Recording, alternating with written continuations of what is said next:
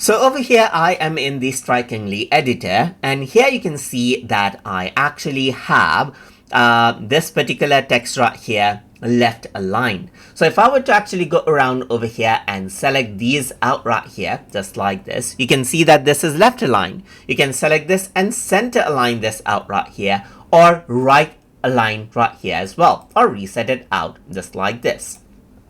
Let me just go ahead right here, and let's say the title, I want it to be center aligned right here. But let's say, for example, the main text, I want it to be left aligned. You can go ahead and select only certain sections right here and align it to the left or right.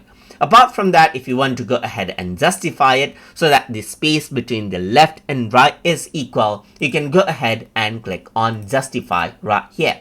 You can go ahead and select this and then justify this out as well so that it looks balanced. So this is how you can go ahead and change the alignment of text.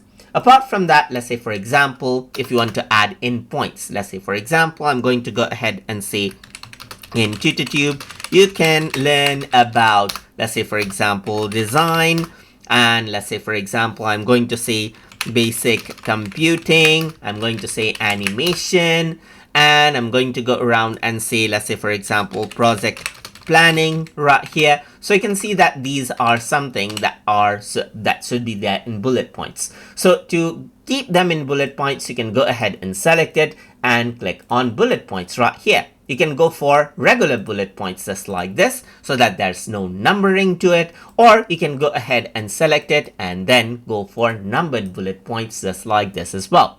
So that is how you can go ahead and work around with the text alignment as you like, and work around with bullet points as well, which may be numbered or unnumbered. So hope you guys learned something as always. And as always, please like, comment, share, and subscribe.